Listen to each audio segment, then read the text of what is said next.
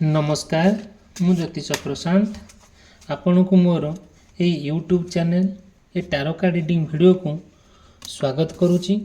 चलतु आज देखा यही टारो कार्ड रीडिंग वीडियो माध्यम आपण पार्टनर कौन करेन्ट फिलिंग्स अच्छी मन में आपण प्रति कौन भावना अच्छी आउ बार बार सी आपण को जहाँ कहते सेटा आपन ठीक लगुनि आउ आपण सहित तांकर संपर्क एते भल रहुनी आउ आपण आपण पार्टनर भितर ठीक पड़ुनी तांको पई आपणकर हृदय बार बार भांगुची तांको पई आपण डिस्टर्बेंस होउचंती आउ से भी जहाँ गोटे तांको मन रे भाबी कहउचंती सेटा गोटे प्रयोज्य नुहे से ठीक नुहे बेली आपणकर सेटा ठीक आपणको भल लागुनी आउ से कहीं केमिति करूचंती आपण पार्टनर मु ये वीडियो माध्यम रे डिटेल और विस्तीर्ण भाव में कहबी।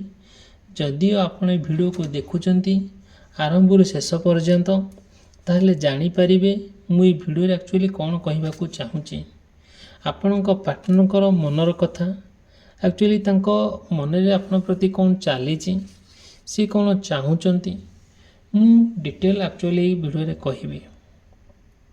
जदि हम ये वीडियोटी आप देखुंत वीडियो को लाइक करेंगे चैनल सब्सक्राइब करने के भूलिए ना आउ जहाँ मन में आपणकर प्रश्न अच्छी आप पार्टनर को लेकिन मत आप कांटेक्ट करें मोर कांटेक्ट नंबर देती डिस्क्रिप्शन बॉक्स रे अच्छी आउ स्क्रीन ने चली आउ जहाँ भी आपणकर मन में प्रश्न अच्छी स्पेशली आप पार्टनर को लेकिन हो कि पारिवारिक समस्या को लेकिन हो कि आर्थिक समस्या को लेकिन हो कि आपणकर स्वास्थ्यगत समस्या को लेकिन हो कि बेपार वाणिज्य करने को चाहूँगी से प्रकार प्रोब्लेम रोचे ता विषय आप जानवा चाहूँगी आउ मते डिटेल पूरा कहले मु मोर पर्सनल रीडिंग माध्यम तार सब बाट कौन हो पार मुझे कहबी। ठीक अच्छे चलतु आम आरंभ करवा। जदि आपणकर कि पार्टनरकर मेष राशि वृष राशि मिथुन राशि कर्कट राशि सिंह राशि कन्या राशि तुला राशि बिछा राशि धनु राशि मकर राशि कुंभ राशि और मीन राशि होता है बहुत गुड़े कथा आपण सहित कनेक्ट हो पारे मे भी न हो पारे। जदि भी सेमिति आपणकर किसी समस्या अच्छी आपण व्यक्तिगत प्रोब्लेम हो कि पार्टनर को नहीं हो कि स्वास्थ्यगत समस्या को नहीं हो कि कैरियर समस्या हो मत आप कांटेक्ट कले मु मोर डिटेल आपन को कहबी। ठीक अच्छे चलते आम भिडियोटी आरंभ करवा। आपण पार्टनर आपण सहित कहीं केमिति करूचंती आउ सी जहाँ करूचंती किछि भल करूना आउ आपण तांको पई ना बहुत मेंटली सफर हो जाउचंती कहीं केमिति होउचंती एक्चुअली कोठी ना कोठी गोटे अभाव रोची आपण पार्टनरकर आपण भितर सेति जतिपात पड़ू नहीं जोटा कि आपण कंप्लीट भाव में तांको प्रति जो विश्वास थिला से विश्वास संपूर्ण भाव भांगी जाइची आउ जो भल पाइबा थिला से भल पाइबा मोली जाइची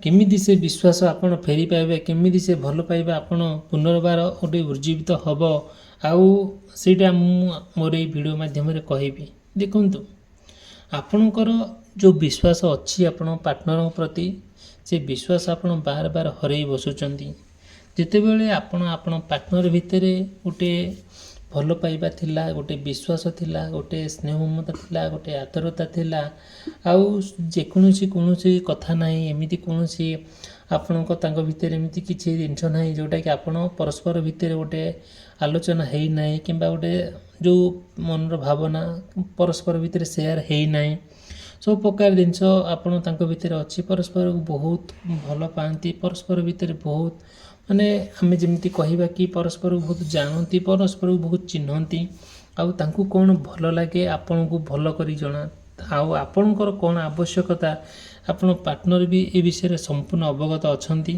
जोटा कि आपण भितर गोटे भल केमिस्ट्री ट्विन फ्लेम परी आगुरु हो आसी अच्छी आउ एबे से सब जिनस टिके कहीं जानी कौन परिस्थिति एमती आसी पहुँची गला पार्टनर संपूर्ण भाव में बदली गले आपण प्रति जो विश्वास थिला से विश्वास आउ नाही जो भरोसा थिला से भरोसा भी आउ नाही जो आपण प्रति गोटे मन में पॉजिटिव भावना थिला से सब नाही धीरे धीरे आपण तांको भितर गोटे ସବୁବେଳେ ଗୋଟେ କ'ଣ ଗୋଟେ ତିକ୍ତତା, ଗୋଟେ ମନମନାନ୍ତର ମତାମତାନ୍ତର କେବେ କୌଣସି ପରିସ୍ଥିତିରେ ଆଉ ସେମିତି ହେଉନି। ଗୋଟେ ଇମୋସନ୍ ଯେଉଁ ମଣିଷ ଭିତରୁ ଆସେ, ଯେତେବେଳେ ଗୋଟେ ମଣିଷକୁ ଭଲ ପାଇ ବସେ, ଆଉ ଗୋଟେ ମଣିଷକୁ ବିଶ୍ୱାସ କରି ବସେ, ସେତେବେଳେ ଗୋଟେ ମଣିଷ ପ୍ରତି ଗୋଟେ ଇମୋସନ୍ ଆସିଯାଏ। ଦେଖନ୍ତୁ, ଛୋଟିଆ ଉଦାହରଣଟେ ଗୋଟିଏ ଛୋଟିଆ ଏକ୍ଜାମ୍ପଲ୍ ଗୋଟେ ଦେଉଛି।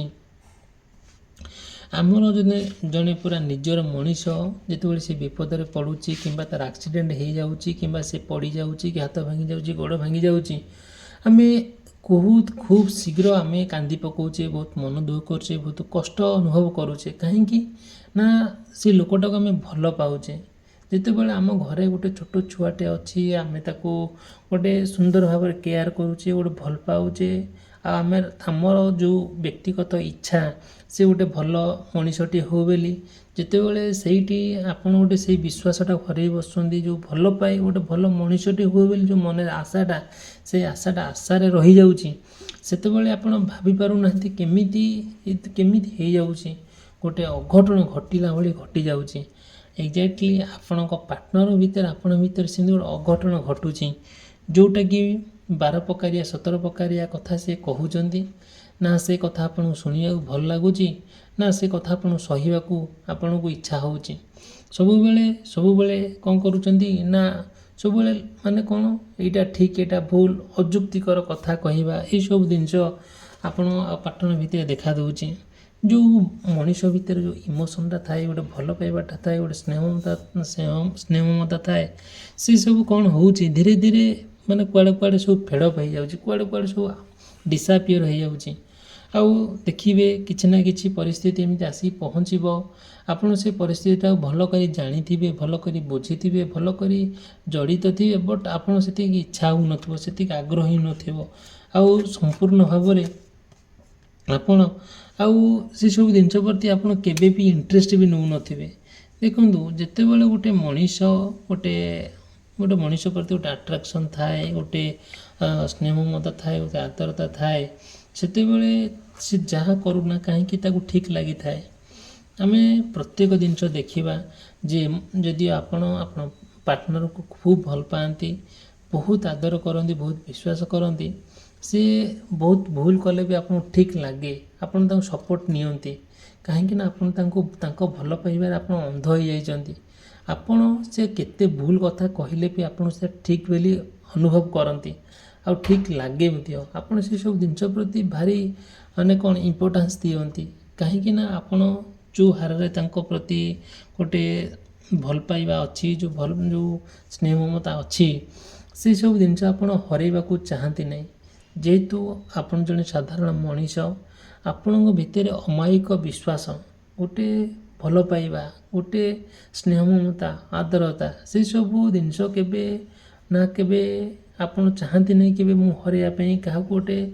ଆପଣଙ୍କ ପାଖରେ ଗୋଟେ ମଣିଷଟେ ଅଛି, ସେ ଭଲ ମଣିଷ ହେଉ କିମ୍ବା ଖରାପ ମଣିଷ ହେଉ, ଆପଣ ଚାହାନ୍ତିନି ସେ କେବେ ମୋ ପାଖରୁ ଦୂରେଇ ଯାଉ, କି ମୋ ପାଖରୁ ସେ ସମ୍ପର୍କ କାଟିଦେଉ। ସେ ପ୍ରତି ଆପଣ କେବେ ବି ଧ୍ୟାନ ଦିଅନ୍ତି ନାହିଁ।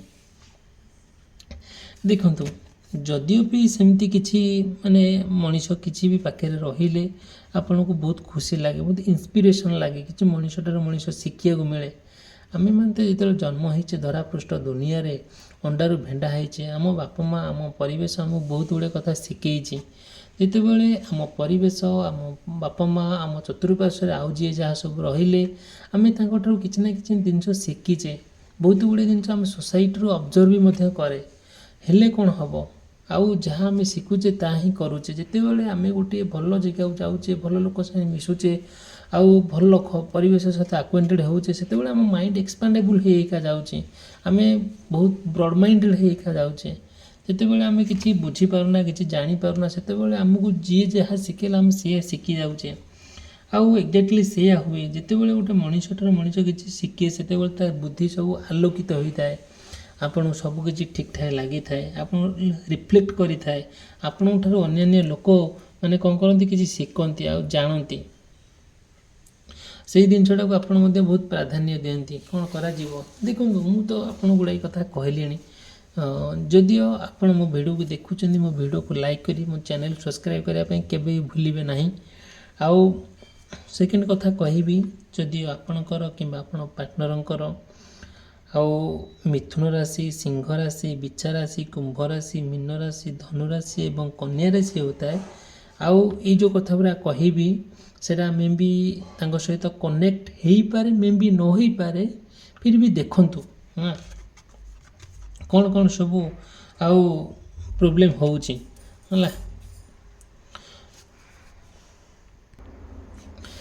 ଆପଣ ଯାହା ହେଉନା କାହିଁକି ଆପଣ ସବୁକିଛି ଭୁଲି ଯାଇକି ଆପଣ ପାର୍ଟନର ସହିତ ଯାହା ବି ଯେଉଁ ମନମନାନ୍ତର ହେଉ, ମତମତାନ୍ତର ହେଉ, କିମ୍ବା ରାଗ ହେଉ, ଅଭିମାନ ହେଉ, କି ଯାହା ବି ତିକ୍ତତା ହେଉ, ଯଦିଓ ବି ତାଙ୍କ ଭିତରେ ଆପଣଙ୍କ ଭିତରେ ଏଇସବୁ ଜିନିଷ ଦେଖାଦେଉଛି, ଆପଣ ସବୁ ଭୁଲି ଯାଇକି ଆପଣ ଚାହୁଁଛନ୍ତି ଗୋଟେ ତାଙ୍କ ସହିତ ଗୋଟେ ପବିତ୍ର ବନ୍ଧନରେ ବାନ୍ଧି ହେବା ପାଇଁ। ଯେତେବେଳେ ଗୋଟେ ମଣିଷ ଗୋଟେ ପବିତ୍ର ବନ୍ଧନରେ ବାନ୍ଧି ହୁଏ ଗୋଟେ ପାର୍ଟନର ସହିତ, ସେତେବେଳେ ତା'ର କ'ଣ ହୁଏ ନା ସମ୍ପୂର୍ଣ୍ଣ ଭାବରେ ତା'ର ଭଲ ପାଇବା ତା ବଢ଼ିଥାଏ, ଗୋଟେ ଆଦରତା ବଢ଼ିଥାଏ, ଗୋଟେ କେୟାରିଂ ବଢ଼ିଥାଏ, ଗୋଟେ ଏଇସବୁ ଜିନିଷ ବଢ଼ିଥାଏ। ଧୀରେ ଧୀରେ ଆପଣ ସେସବୁ ଜିନିଷକୁ ତାଙ୍କର ପ୍ରତ୍ୟେକ ଜିନିଷକୁ ଆପଣ ଆପଣେଇ ନିଅନ୍ତି। ଆପଣ ଯେତେବେଳେ ଚାହାନ୍ତି କି ତାଙ୍କ ସହିତ ଗୋଟେ କନେକ୍ଟ ହେଇକି ରହିବା, ତାଙ୍କର ପ୍ରତ୍ୟେକ ଜିନିଷକୁ ବୁଝିବା, ତାଙ୍କ ସହିତ ଗୋଟେ ସମ୍ପୂର୍ଣ୍ଣ ଭାବରେ ହାତରେ ହାତ ମିଶାଇ, ମନରେ ମନ ମିଶାଇ, ହୃଦୟ ମିଶାଇ ଆଉ ଶେଷ ନିଶ୍ୱାସ ପର୍ଯ୍ୟନ୍ତ ଚାଲିବା, ଆପଣ ମନରେ ସେଇଟା ସମ୍ପୂର୍ଣ୍ଣ ଭାବରେ ରହିଥାଏ। ଆପଣ କେବେ ଭାବିପାରନ୍ତିନି କାହିଁକି ଆଉ ମୁଁ ନା ଏ ଲୋକ ପାଖରୁ ଦୂରେଇବି, ନା ଇଏ କାହିଁକି ମୋ ପାଖରୁ ଦୂରେଇବ, ସେଇଟା କେମିତି ହୁଏ ନାହିଁ। ଆଉ ସବୁବେଳେ ଚେଷ୍ଟା କରନ୍ତି କି ଯେହେତୁ ପରସ୍ପର ଭିତରେ ଆଉ ଗୋଟେ ବିଶ୍ୱାସ ଅଛି, ଗୋଟେ ଭଲ ପାଇବା ଅଛି, ଗୋଟେ ଆଦରତା ଅଛି, ଆଉ ସମ୍ପୂର୍ଣ୍ଣ ଭାବରେ ଗୋଟେ ବାଉଣ୍ଡ୍ରି ଭିତରେ ଆପଣ ଆବଦ୍ଧ ହେଇକି ରହିବା ପାଇଁ ଆପଣ ଚାହାନ୍ତି। ଯାହା ହେଉନା କାହିଁକି ଆପଣ କୌଣସି ପରିସ୍ଥିତିକୁ ଆପଣ ଆଭଏଡ଼ କରିକି ତାଙ୍କ ସହିତ ଗୋଟେ ଭଲ ସୁନ୍ଦର ସମ୍ପର୍କ ଗଠନ କରିବା ପାଇଁ ଆପଣ ତତ୍ପର ହେଇ ପଡ଼ନ୍ତି।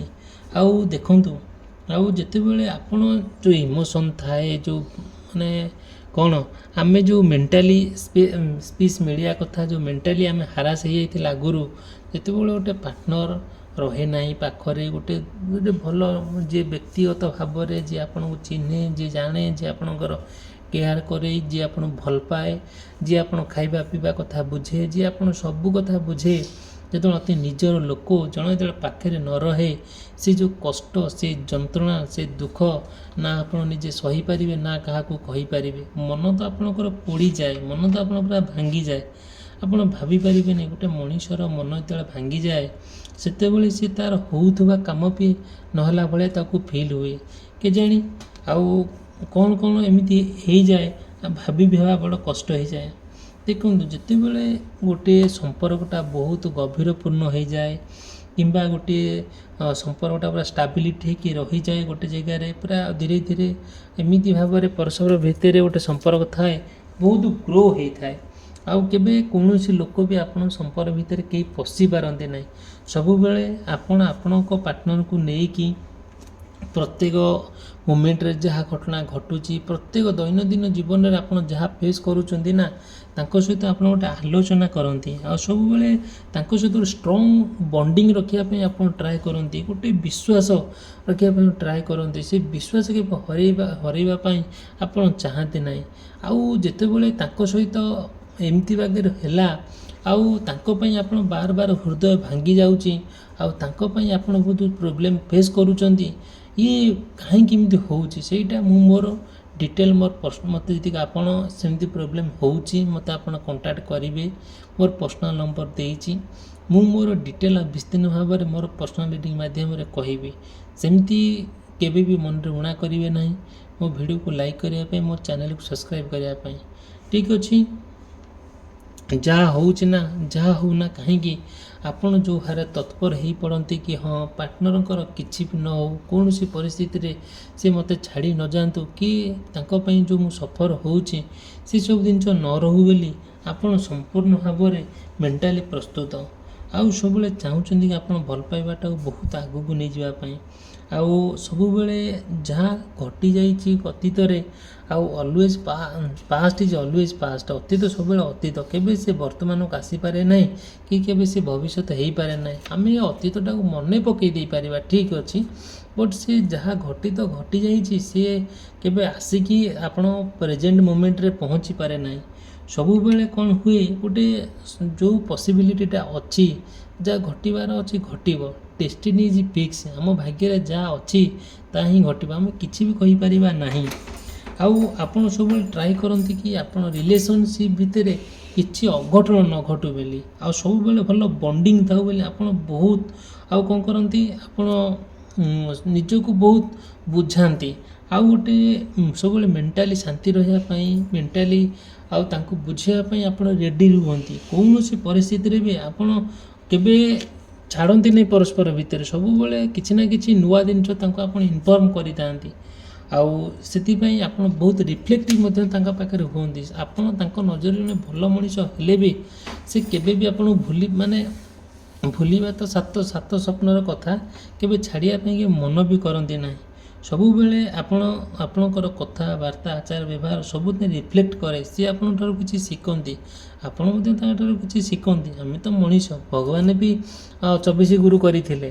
ଆଉ ଏମିତି କୌଣସି ଦୁନିଆରେ ମଣିଷ ନାହିଁ ଯେ ସେ ଭୁଲ କରିନାହିଁ।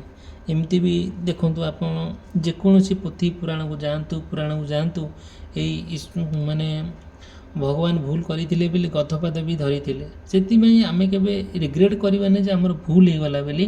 ଆମ ଭୁଲ, ମଣିଷର ପ୍ରତ୍ୟେକ ପାଦରେ ଭୁଲ ଥାଏ। ଆମର ଠିକ୍ ଅଛି, ଯାହା ଭୁଲ ହେଇଯାଇଛି। ଆମେ ଏବେ ଟ୍ରାଏ କରିବା କି ଆମର ଗୋଟେ ଭଲ ସମ୍ପର୍କ ଗଢ଼ୁ, କେବେ ସବୁ ଠିକ୍ଠାକ୍ ଚାଲୁ ବୋଲି, କେବେ ପ୍ରୋବ୍ଲେମ୍ ନ ହେଉ ବୋଲି। ଠିକ୍ ଅଛି। ଆଉ ଯାହା ହେଉଛି ନା, ଯାହା ଘଟୁଛି ଆପଣଙ୍କର ପାର୍ଟନରକୁ ନେଇକି, ଯଦି ବି କିଛି ଜାଣିବାକୁ ଚାହୁଁଛନ୍ତି ମୋତେ ଆପଣ କଣ୍ଟାକ୍ଟ କରିପାରିବେ। ମୋର କଣ୍ଟାକ୍ଟ ନମ୍ବର ଦେଇଛି।